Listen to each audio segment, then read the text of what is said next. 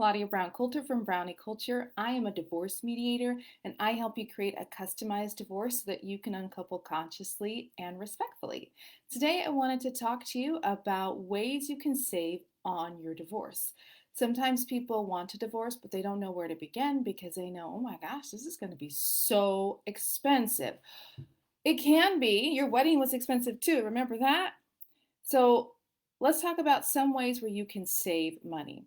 So the first way you can save money is you and your spouse can have a conversation and see what the two of you can agree on without anyone else's help. The more you can agree on together, the less time you need for attorneys or mediators or just sit in front of the judge. So that's one way to save you money. The second way to save you money is to do as much paperwork as possible. Now, when you're going through a divorce, each person does their own paperwork. So you divorcing him, you divorcing her. Don't fill out their paperwork for them. They got to do that stuff on their own. They need to be big boys and big girls now because you're done. So you do as much as your own paperwork as you possibly can. And you also want to gather all of the important documents or documents that you think might be important, such as retirement account statements, your last few months of your pay stubs, any mortgage statements, car notes, things like that, tax returns, anything related to financial information. You want to gather those. You want to make sure you have your children's social security number so that you can put that on the divorce paperwork. The reason you do that is if you do end up going to mediation or you do end up hiring an attorney, you save time because you don't have to go searching for those things. You want to have them all ready to go so that you are asked for those documents, you've got them. Another way you can save money, a third way to save money, is to hire a therapist or a divorce coach. Now, I said save money and I just told you to spend money. And here's why though. An attorney and a mediator are not your therapist. Especially, you don't want to call your attorney crying because that's just going to cost you a lot of money. It's expensive.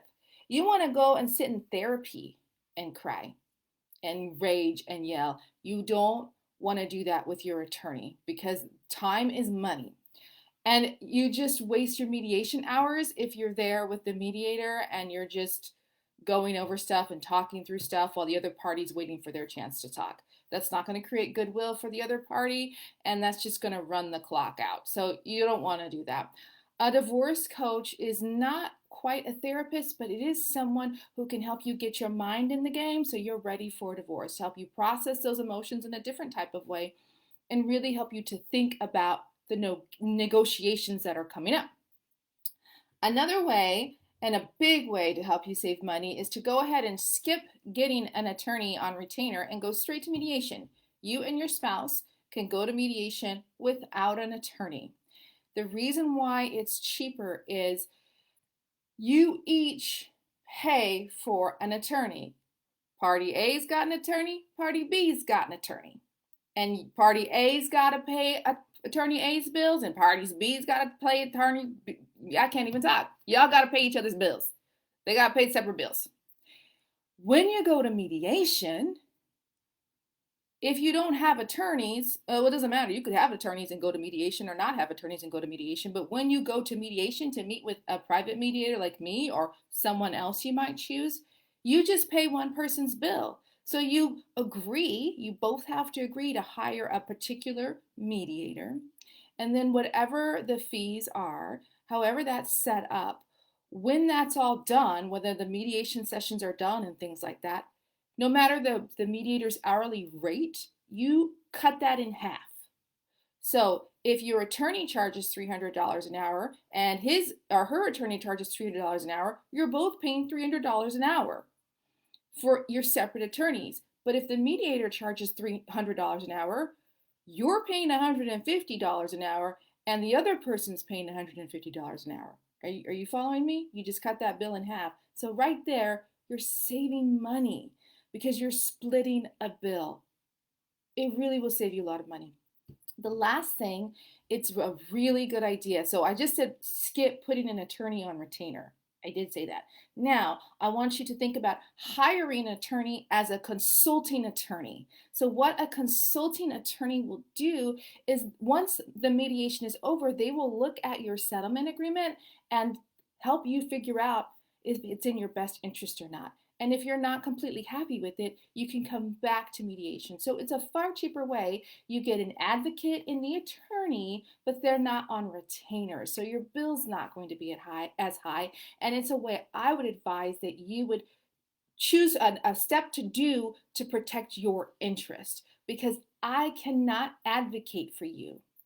I cannot advocate for either party. My job is I have to help you talk and find a solution and get divorced and be in the middle, whereas your attorney can help you see other things. So it's a really good idea to get a consulting attorney.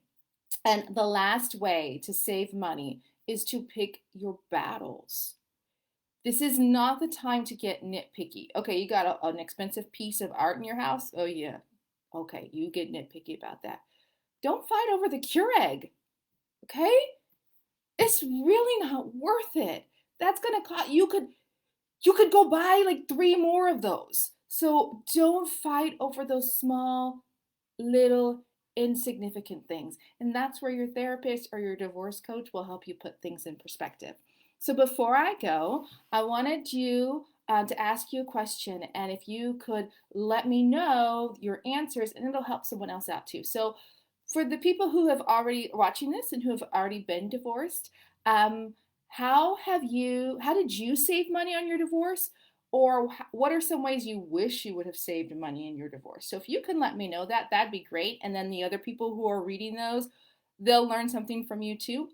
If you're going through a divorce, how are you planning to save money? Or maybe one of the ideas that are in this video you want to steal, let me know how you're planning to save money. Okay, once again, I am Claudia Brown Coulter from Brownie Culture. I am delighted to have been here with you. I hope you have a great day. I'm here to help you be calm and empowered and remind you that even though divorce is scary, you can do this. I have faith in you. Have a great day, and I will see you tomorrow.